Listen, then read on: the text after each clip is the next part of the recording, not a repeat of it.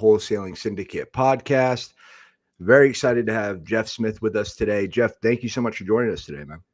Absolutely, dude. Absolutely. Thank you for having me. I really appreciate the opportunity. Of Good to course, see you man. again.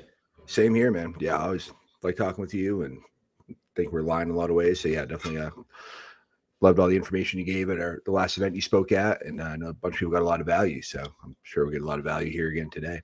So for anyone who doesn't know you yet, do you want to give us a quick intro and bio about who Jeff Smith is? Yeah, I guess. I was in special operations in the Army. I was in the corporate world for 18 years, financial services. Owned a gym for 12 years that I started and founded and sold. I've done business consulting and mentoring for the last 8 years. And I run a mastermind for men called the Tactical Empire that's focused on being better husbands, better fathers, and making a fuckload of money. I like it. Through real estate investing. So Yeah. that's why I'm here. That's badass, man. Perfect, man. So, and I know you guys do a lot of RVing. Or are you in the RV now? Are you guys traveling right now? No, we are going full time in the RV in the next 2 months. So we're about 60 days out from leaving and selling all of our stuff. So we're purging everything, and this has been quite a transition. I'm also doing a self-storage rehab that I have to finish the project before we pull out of town. So April 15th ish. Nice. That's super exciting. You guys, a little nerve wracking? Are you excited or? I think we're very excited. It's definitely nerve wracking. Certainly, we've got 4 kids under 11 years old and a big ass dog. It's going to be quite a transition for us for sure, to all cram in an RV and travel around the country. But we're going to make the best of it and have a bunch of experiences. And I think there's no better time with our kids' ages to go take advantage of it. I love that. Yeah, man, it's definitely we haven't done it yet. We've talked about it a bunch, but it looks awesome, man. I feel like it's like absolute freedom, just being able to go wherever you want and not be tied down. We've been RVing for about 4 years now, and we've really enjoyed it. We've never done more than like a month and a half on the road, but so this will be our first stint of like full timing it. But we just thought it was a great opportunity. It's a fun way to travel and see the country. Mm-hmm. Yeah, that's awesome, man. So how did you make the transition? So how did you first get into real estate? And then like what kind of walk us through that and what that looked like? Yeah. I bought my first apartment. It was a 7-unit apartment in 2006. And then I owned that and a couple single family homes.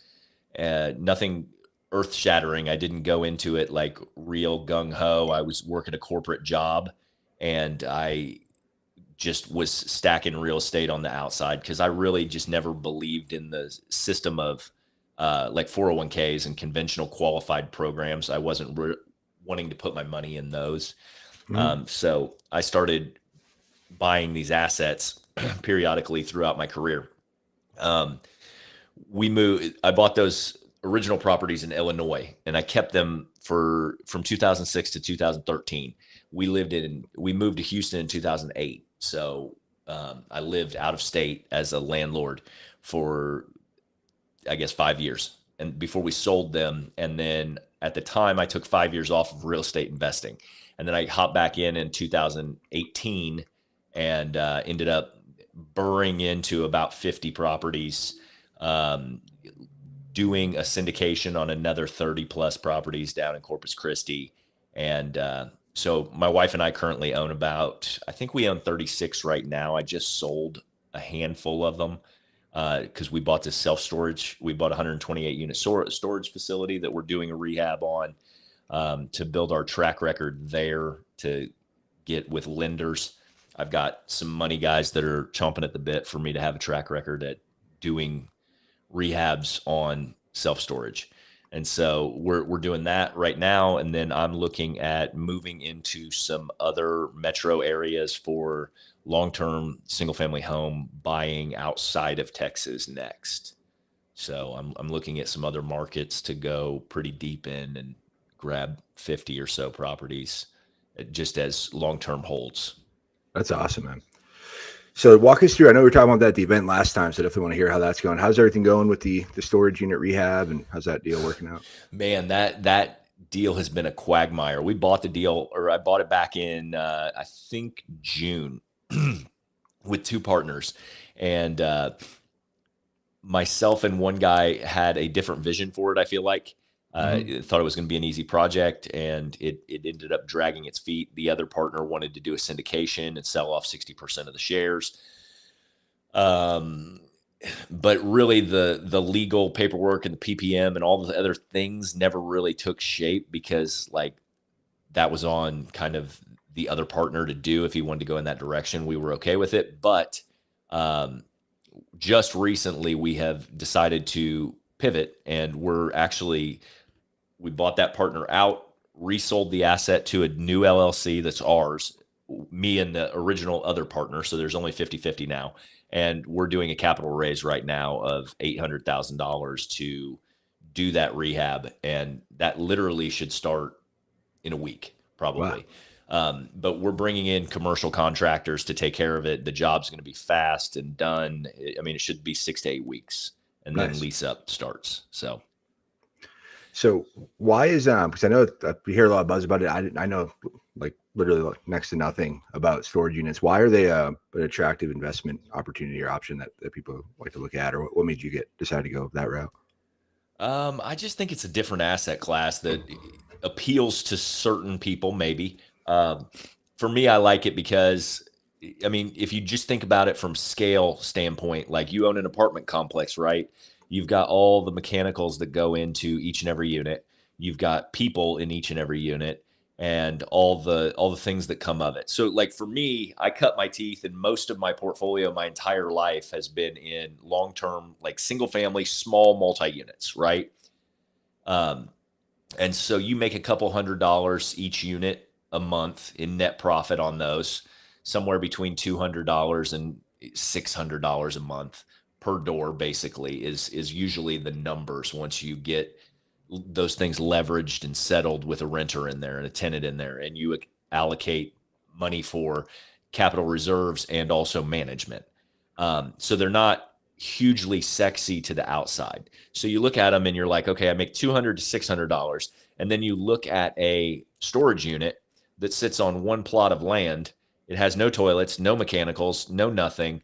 And you're looking at the net profit of, in our case, I don't know what it'll be per unit once we're done, but let's call it $50. Let's say it's $50 a door, and we own 128 doors, but we've got no toilets, no mechanicals, no 2 o'clock calls in the morning, and things like that. And so tenants are a different issue. The agreements and the contracts and the evictions are just a different animal. And you can set them up so that they're kind of turnkey and touchless. You only need one person to go there if credit cards end up bouncing or locking out. And so then you just slap a lock on the facility or their door, and they've got to contact us to get it unlocked or change their credit card. So it's a little bit lower maintenance. Now, I will tell you that the returns are not like astronomical. I mean, you have to get into some big assets to get like big NOI or net operating income. And so like you do have to stack them up, but the headaches that come with them, I think, are kind of worth the risk. If you've been in residential rentals for a long time, you know everything that comes along with that. I mean, I've got stories for days in that market because I deal with affordable housing for the most part. So like entry level homes. And so what comes along with that is, I mean, we have Section 8 properties. We've got all kinds of stuff like that. And so, I mean, in the probably 12 years, 10 years that I've owned real estate, we've seen a lot of different things happen. So. Yeah, no, it makes sense. So less headaches and more scalability. Well, I think there's also there's an aspect of like running a business, which I have experience doing as well. Like, because I like to teach people that like if you treat your single family rentals like they're a business, they'll be more valuable for you over time. And so like, I think a lot of people come in as hobbyists and they try to buy a couple houses and they don't really manage them well or like businesses. Now, whereas a storage unit, you can clearly take a look at the levers that you can pull to get it acquirable, if you will. So like if you go in and you buy something for $1 million, then I'm looking at all the different levers we can pull from an expense standpoint. Like, can we get it on solar? Can we automate the gates? Can we eliminate labor costs? Because every dollar that you can save goes straight to the net operating income, which in the commercial space is exponential multiple on the way out. So if you find these storage facilities that are operated by people and they have a lot of like waste in them or fat in the expenses that are unnecessary, you can go in as a business owner and optimize those and make that asset a much more valuable asset without necessarily the spend that you have to outlay in most cases. Yeah, no, that makes a lot of sense. So it looks like we got a question, and yeah, if anybody has questions, make sure to drop them. We'll get them answered. But that's a good one to ask now. So some guy on YouTube, he said, what's the most damage a tenant has done to one of your residential properties? I had a tenant that we didn't go into the unit for probably 6 months. It was a house and they had large dogs and they locked them in the house and they pissed all over the house so substantially that it structurally damaged the home. Wow. And we had to tear up all the flooring in the house, jack up the house, put in it rotted the floor joists all the way through so that they were cracked and completely broken. So the house was no longer like even structurally sound. And so I would say that's probably the most damage an actual tenant has done. We've seen a lot of different things, concrete poured down the toilet, all kinds of shit. I mean, it can get kind of nasty sometimes, but yeah, that was probably the worst one that we had. And we were able to, fortunately, that property was in a place called Texas City, Texas, and it's a lot of pier and beam homes. And that's what it was. It was a pier and beam home. So we were able to come in from the sides and get underneath of it. I mean, a slab home would not have been damaged like that, but it was on joists. So they rotted all the way through. Wow. So that was a tough one because the urine smell was difficult to get out even after we like gutted the whole place down to the studs and put new floor joists in and everything else. It was still very strong.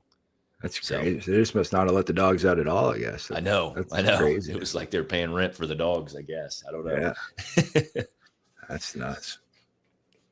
But no, it's a great question. But yeah, if anybody else has any more, just keep them coming. So I know I met a few people from your Tactical Empire, some like great guys, love the group.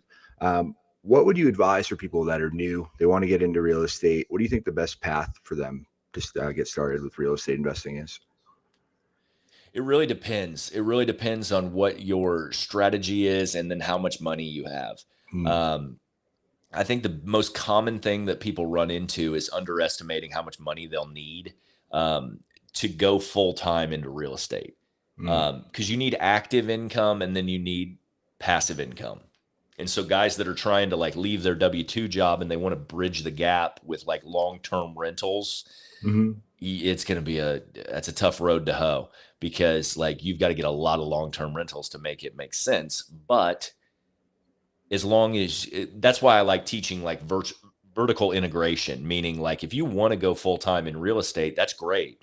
Like get with Kai and have him teach you how to start wholesaling because that's an active income role.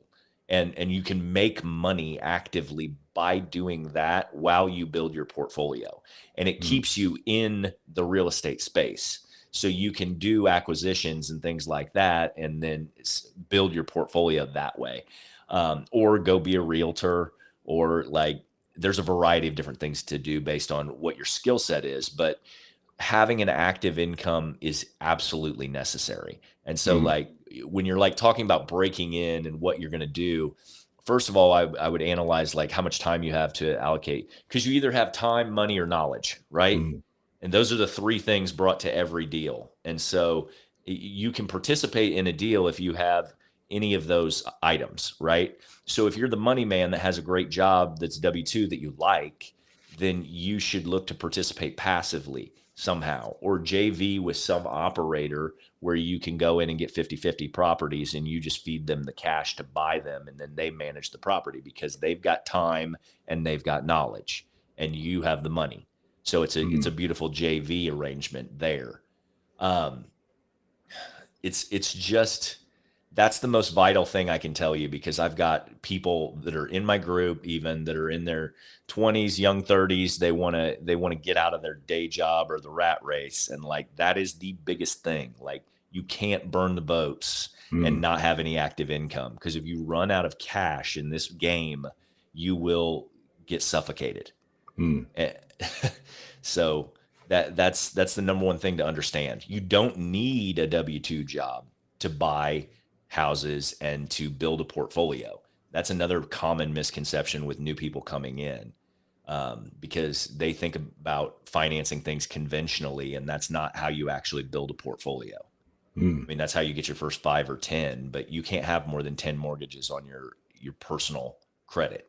So if you want to go beyond that and build an actual substantial portfolio, you are going to use other lending products that don't necessarily require a day job. Right.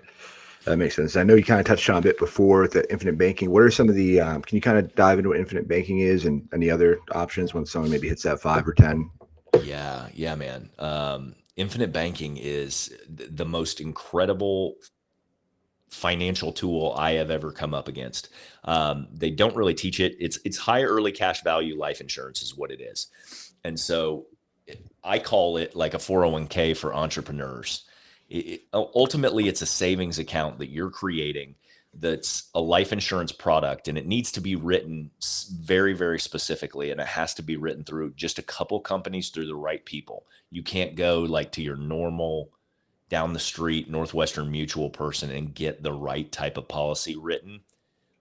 So that's why everyone has a dirty taste in their mouth about them, because like those are loaded with high commissions and high fees and things like that. So like the policies that we get are 90% cash value right off the bat, meaning like if you put $100,000 in there, you've got $90,000 available the next day in your bank, and it's earning a blended rate of dividends and interest to accumulate about a 6.25% rate of return, which isn't astounding. But if you talk about that being your savings account, it kicks the shit out of a regular savings account in a normal market. Right. Now, like we've got online savings accounts right now because of the economy for like 5%, but like in a regular market, those were like 0.8%, like 4 years ago. So 6.5%. The beauty of it is once you put it in there, it's uninterrupted compounding interest forever, because the way that you work the system is you put money in there and then you can take a loan against that product, right? So if you have $100,000 in cash value, you can pull out a $100,000 loan if that cash value is there, right? The loan payback is going to be less than what you're earning over here. So there's a positive arbitrage in that situation. That's why it's called infinite banking, because you make 0.5% or 1% on your money, even when it's lended out. So you can go get a $100,000 loan. You can go buy a $500,000 asset, use the asset to pay back your life insurance, and then you have the asset and your life insurance again. And that's just the simplistic way to kind of look at it. And once you start building the bank and cycling it, you really understand the power of how it can be utilized to buy a lot of assets. Because the interesting thing about it is that once you pull that loan, this is a way to eliminate debt too. If you've got credit card debt or something like that, unsecured debt, don't put it off until you pay off your debt. Open these policies first. Like let's say you've got $20,000 worth of credit card debt and you've got $20,000 sitting in the bank account, in the savings account, and you're like, should I use that money to pay it off? No, because if you take that money from your savings account and you pay Chase Bank with it, you're going to use it one time and it's gone. So what we're teaching here is the cyclical rate of money. You want to try to use fractional reserve account essentially, and you want your money to work for you multiple times. So if you take that $20,000 and you put it in a policy first, it's going to sit over here and earn 6.5%. In that policy, you're going to take a loan against it for $20,000. You're going to go take the loan and you're going to pay Chase Bank. You're going to eliminate your 23% interest there. And then you're going to start paying back your life insurance policy, but there's no minimum payment. There's no terms to the payment. It's just going to be over here kind of earning 5.5% interest, but you're over here earning 6.25. So there's an arbitrage, a positive arbitrage in your direction of 3/4 of a point in that situation. And as you pay it back, let's say you pay $2,000 a month. So the $2,000 a month that you put back in your life insurance, now you owe 18 on your debt, but that 2,000 is earning the full 6.25%. And like you're only earning 0.75% on the 18,000. It gets confusing when you talk a bunch of numbers, but like it's very, very powerful over time. And you can use it in very small increments. Like let's say you want to create a vacation fund for like $5,000 a year. You can start there.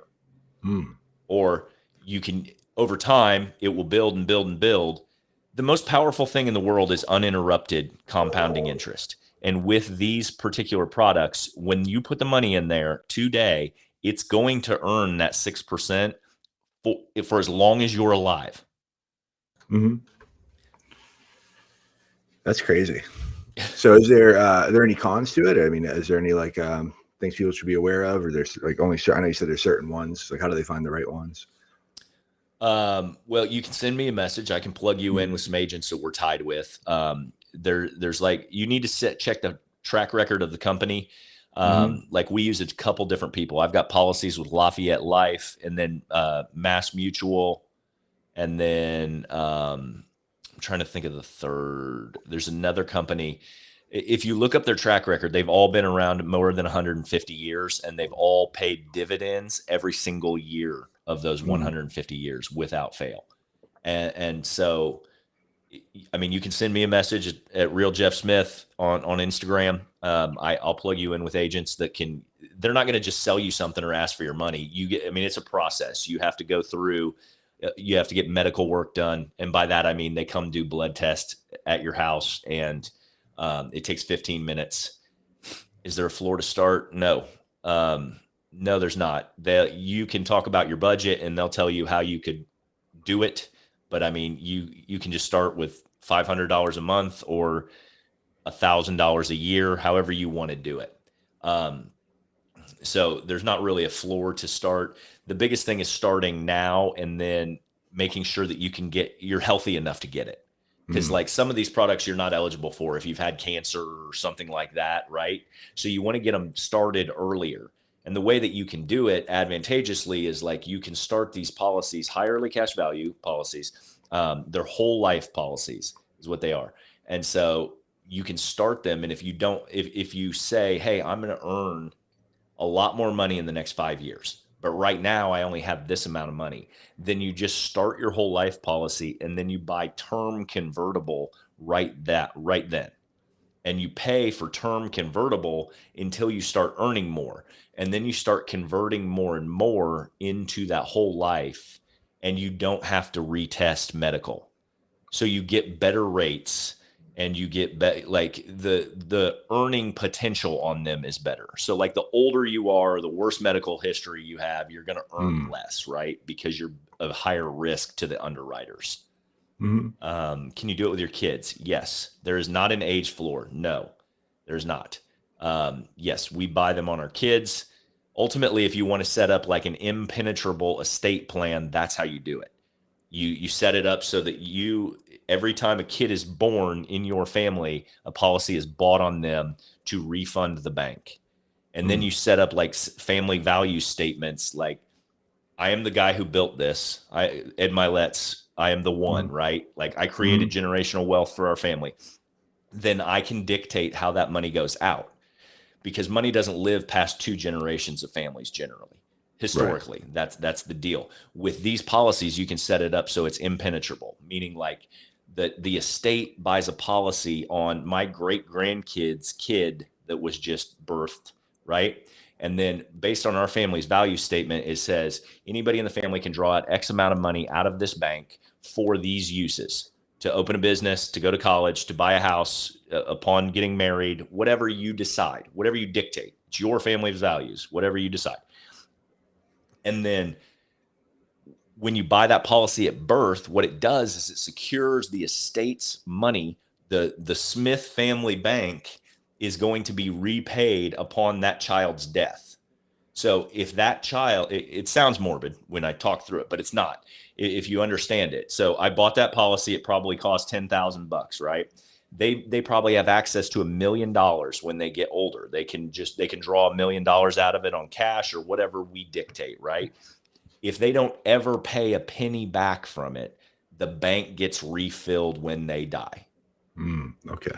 So, or if they go off and become some crackhead in Mexico and try to steal all the family's money, like, and never pay it back, it gets paid back eventually, no matter what.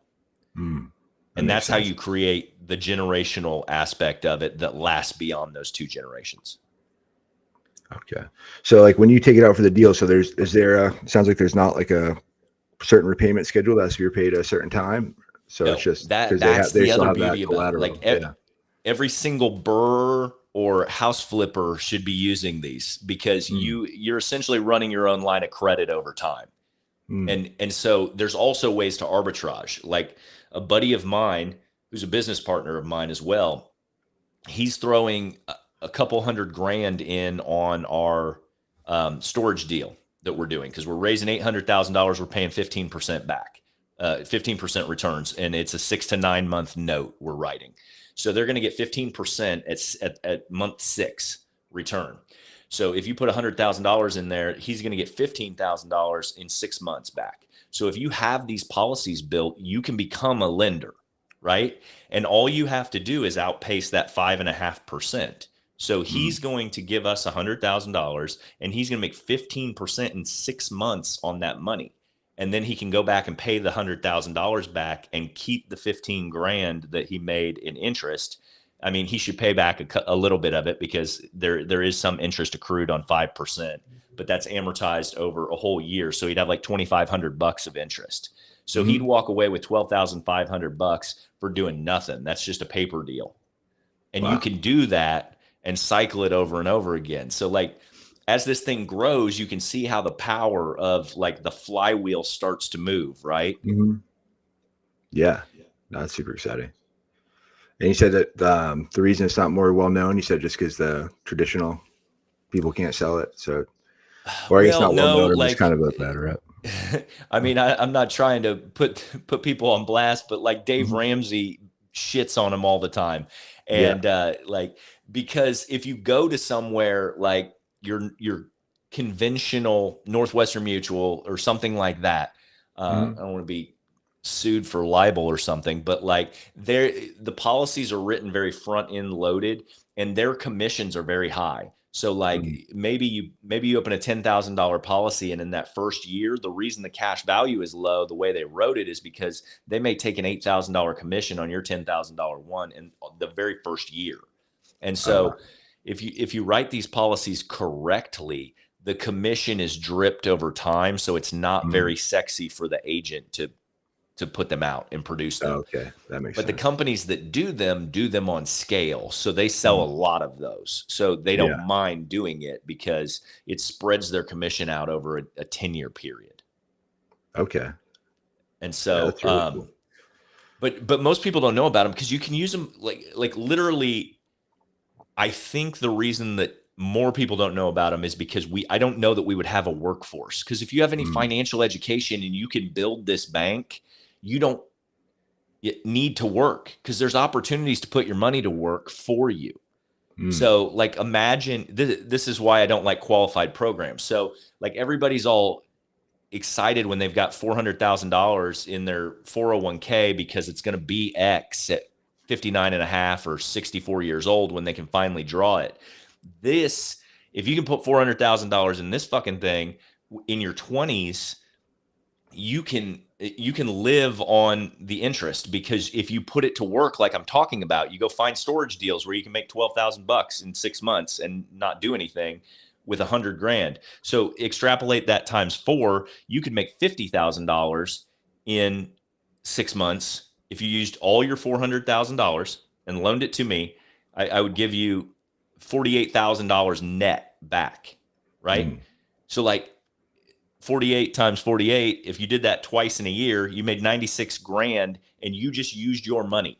No work, just money, and you had saved up $400,000. So like, the reason that I call these, this is another aspect of them, and the reason that I call them like the 401k for entrepreneurs is because if you build this up, it builds and builds and builds over time. So most of us aren't really like interested in retiring, but if you're interested in like doing things later in your life, the cash value of these is so substantial by the time you're like 75 years old that you literally could pull out, like, let's say your policy alone is earning like $600,000 interest a year by the time you're 78 years old. Okay. You could pull out $400,000 a year, never touch kind of the nest egg, because it would still be growing at a rate of $200,000 a year.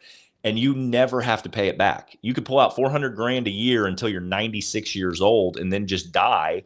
And you're never going to outpace your death benefit. So you're building a retirement plan for yourself, right? Too. Yeah, no, that's super cool. People use these kind of for assisted living homes and shit like that as instead, because that shit's expensive. It's like 10 or 20 grand a month. It can be. And so wild. Like, if you have the ability to pull out $200,000 a year, which if you start them early enough and you put money into them, a decent amount of money into them, you will easily be able to do that. And then you're never going to have to look around for how you afford your care and shit like that. So like there's a lot of benefits to them. And the other thing, because I don't want the audience to confuse what I'm saying, your cash value is never going to outpace or even get close to your death benefit. And that's why this is available to you. So if I say you can pull $100,000 cash value, that's on a death benefit of like $1 million. So if I pull out $100,000 on my $800 or my $1 million death benefit, and I never pay it back, I die, they pay back the $100,000 loan plus interest to the company. They pay themselves first, and then they come to my wife and they're like, "Here's what's left over. It's it's $960,000, whatever, $850,000, and that's the portion of the death benefit that goes to you." So that's why they can do it from an underwriting standpoint, because they get paid no matter what. Right. And so like, because people think this is like snake oil shit when I first tell it to them, because they're like, that sounds good to be true. Actually look at it and you understand the math of what goes into it. They're underwriting, they're only loaning you a fraction of what you have into the policy. Now they're taking if I say there's 90% cash value available into my policies, it's because they're really weighted. So a 90% cash value policy is not going to have a super high upside of a death benefit. So like if I want 90% cash value, I'm probably going to have a very small death benefit. It's not going to be 10x. So that $100,000 policy might be a $200,000 death benefit. Meaning, so if you stay with me here, if they pay back the $100,000 loan, they only owe my wife like 75 grand after they take care of the interest, right? So it's not some astronomical $20 million death benefit that they're coming off of, because we balance our portfolio and our policies though to allow us to like have the death benefit that we need, of course, but then we lean towards the very early high cash value, because we're using the money and cycling it through deals like we're talking about here to make us money now. That's crazy, man. Yeah, thanks for sharing. I didn't know any of that. So super valuable for me. I'm sure it is for everybody else too. If you have more questions on it, we have a ton of content. We've got a podcast as well called The Tactical Empire. My partner and I kind of specialized in infinite banking into real estate investing. And so we've got a lot of like tutorials and teaching on that stuff. So it's a very complicated thing. If you don't know anything about it, go read what would billionaires do. It was originally What Would the Rockefellers Do? Mhm. And very easy read, like $2 to buy it. I think it's on Amazon. But if you shoot me a message, I'll send you a copy of it. I've got electronic copies and shit like that I can send out. So start digging in.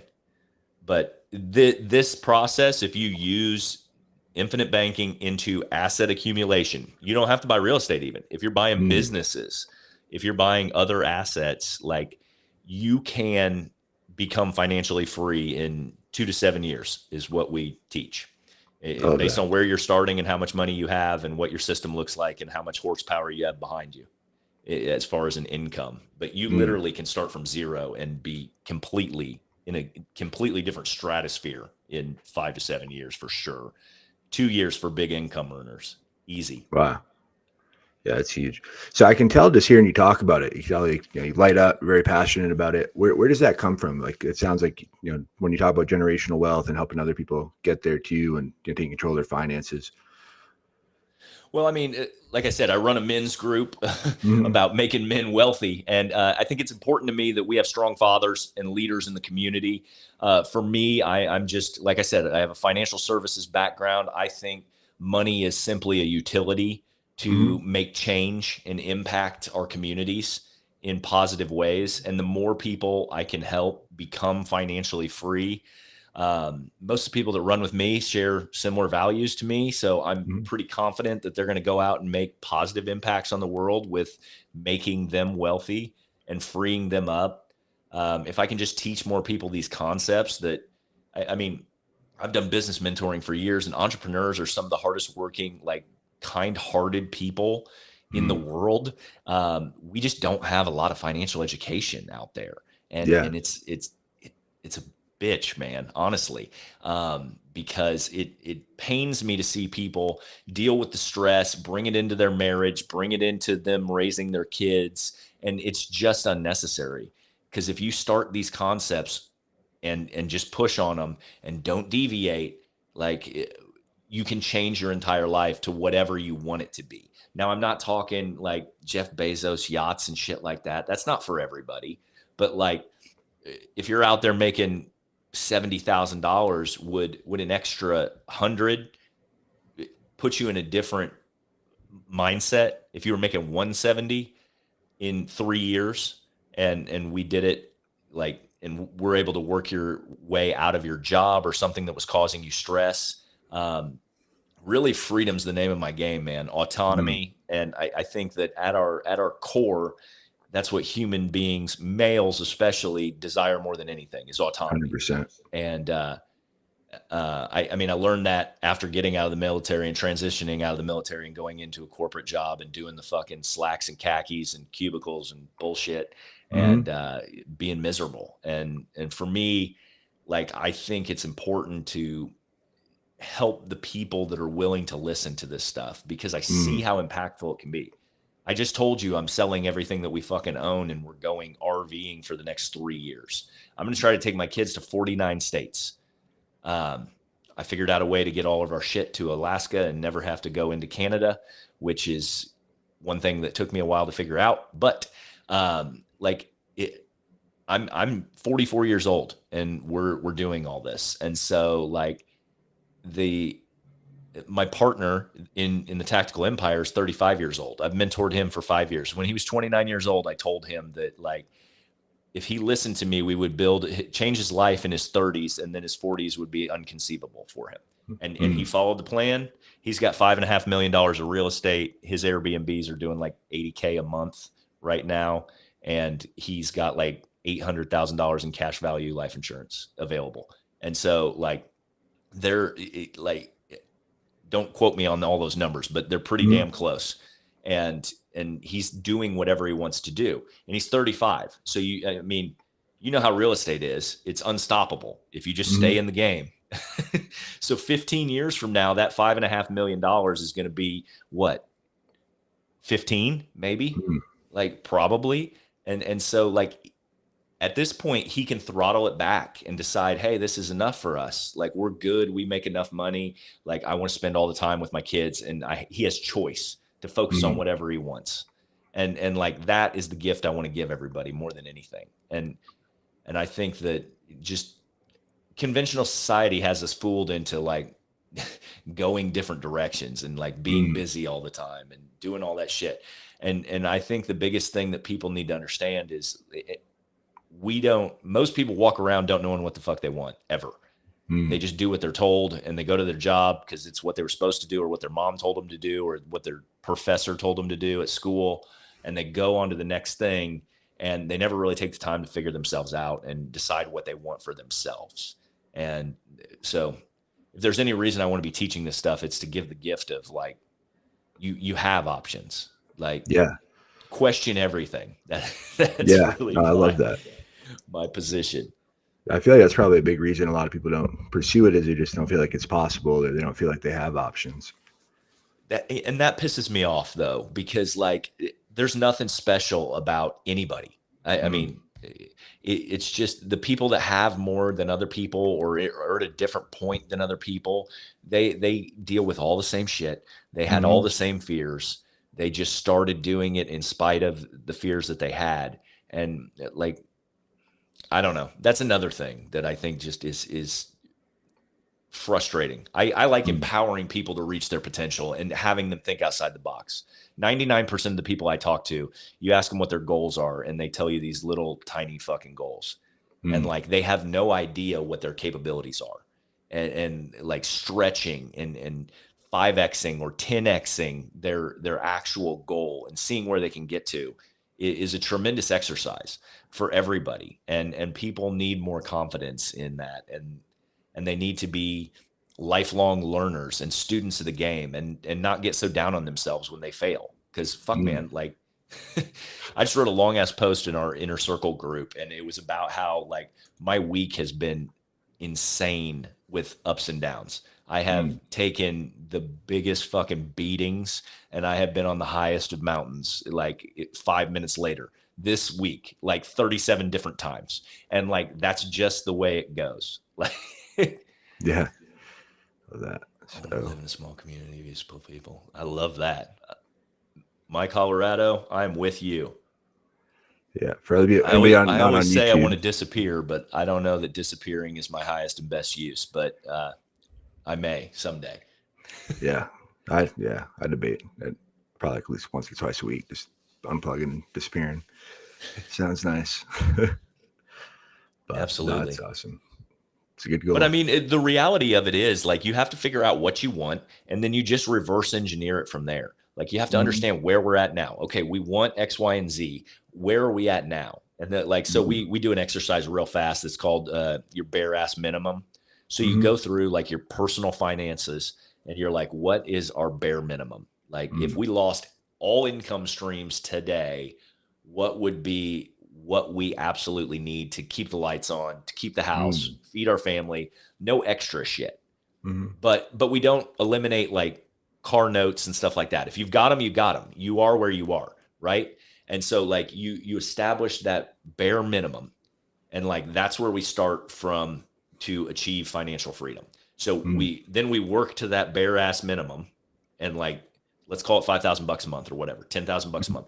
Like that's our first like waypoint that we're trying to target. And then from there we build passively. Yep. Yeah. Yeah, exactly. And we're trying to generate that money through assets that we own. And then from there you move on to the next step in the road, which is like your bare minimum plus your lifestyle. Right. And then from there, that's step 2. And then you move on to your lifestyle plus your dream lifestyle. Maybe that's like more vacations, more car notes, or whatever the fuck you want. Right. Like it's very, very specific. And then there's like the 10-year goal, which is like, this is everything I've ever wanted, listed out. How much is it for a monthly nut? That's an interesting exercise. And we've had all our guys go through it. Like you can name every fucking thing you want and then like break it down And like, it's probably not very much money, to be honest. Most people, Yeah. like, Mhm. because like even a Lamborghini note, like you go buy a new Lambo and it's like $3,500 a month, right? Mhm. If you finance it. And so I'm not a car guy, so that's like not my thing. So don't quote me on it, but it's pretty close. And insurance is another 1,500, right? So you could have a Lambo for under $5,000 a month. So if you talk about like dream, like it's hard to get there. That's what I'm saying. Mm. These exercises conceptually to stretch, like, can you spend $1 million a month somehow? Like most people don't even want to, if you think about Yeah. that, right? So like, Mhm. so then if you track backwards from like where you want to go, like this is our absolute dream. How much is it? 40 grand a month or something like Mm. that. Most normal people, that's where they'll be at. And then like maybe they can stretch it to 60 by the time they get there because of Parkinson's law. Like it will Mhm. fill, the vacuum will be filled Yeah. by other shit. And, but the reality is you're not as far away from like absolute like dream lifestyle as you think you are. Mm. And then it's a matter of like gauging the return on investment and stuff like that. Recently I've been having a lot of conversations with people about that own a bunch of cars, and they're like, a buddy of mine has a toy box down in Tampa or Miami or something, down South Florida, Fort Lauderdale. That's where it's at. Mhm. It's just a big warehouse building. He's got like 40 cars in it. He has to go there like periodically and drive all the cars to like run them. And Mm. he's like sick of it. So he's like selling off the cars. And so like you just, I don't know. I think that like I don't like stuff. So for Mm. me, I'm not chasing all that shit, which has allowed us to do whatever we want all the time. Right. And so I think that that's been beneficial because my wife's kind of the same way I am. We're into experiences. We spend a bunch of money on traveling and doing whatever we want, but we don't spend a bunch of money on like shit that is flashy, if you Yeah. will. So Mhm.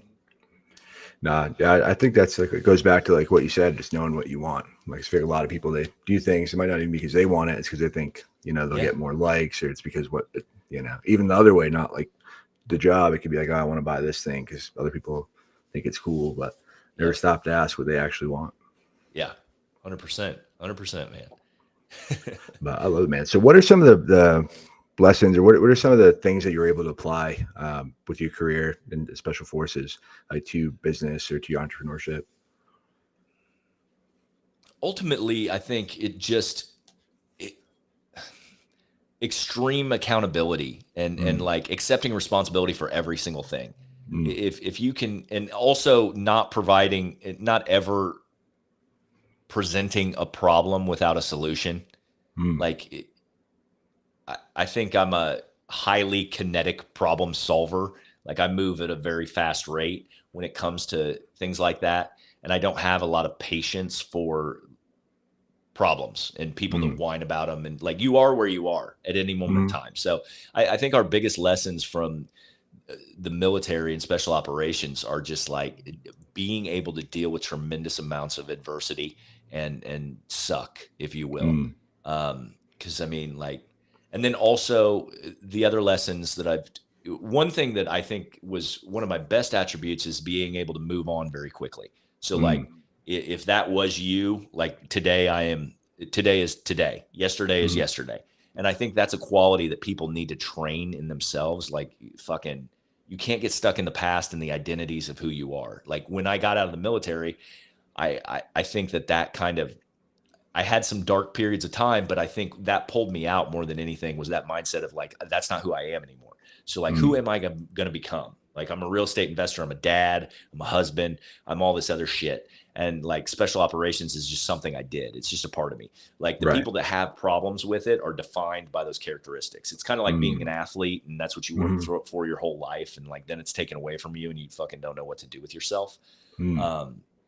Being able to move forward quickly has allowed me to kind of take losses and then not worry about it. Like it doesn't impact me. And so, and also dealing with like mortality of, Mm. we have a short amount of time. I think people spend way too much time, wasting time on like, you Mm. want to go out and get your dream life and they're waiting on like this 5-year plan. Like I talk to people still that are like, man, I got 6 more years at this company and then I'll get this.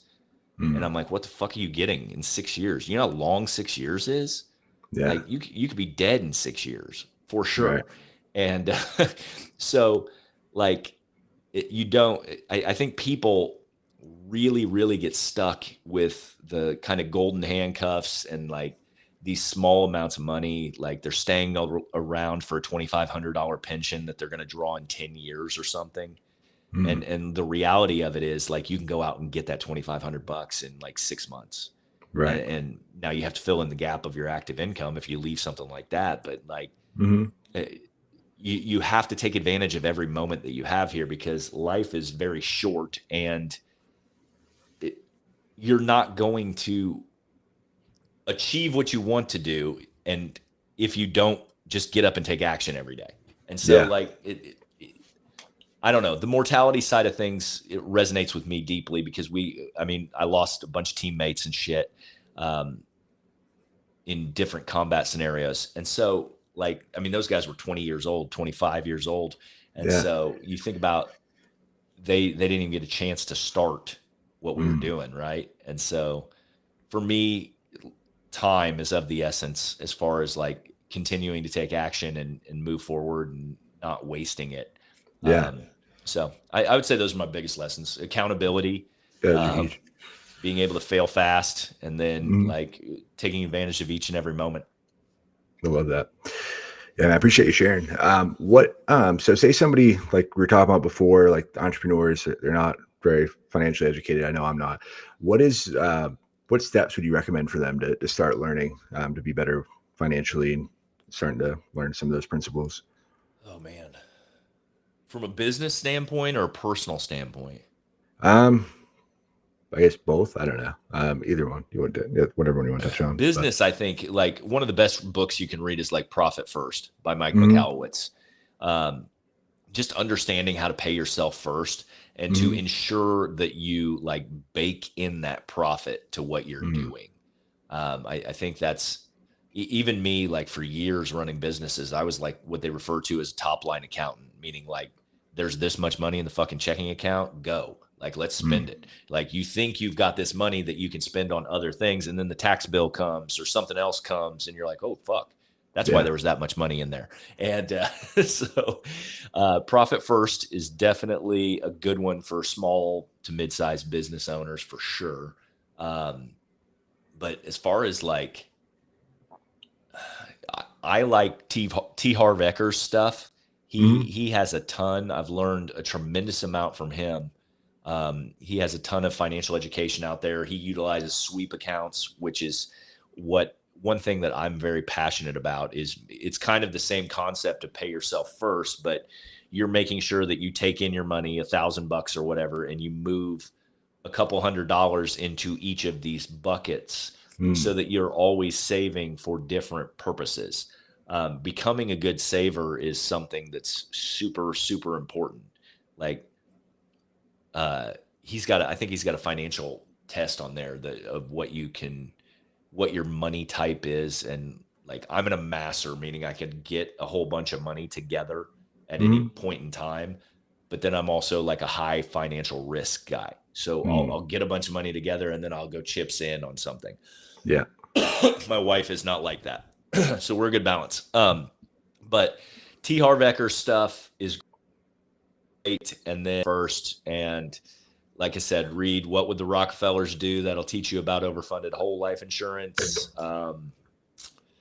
Besides that, man, just podcasts, anything like that. You just got to be learning, constant student, because I mean, everything's changing.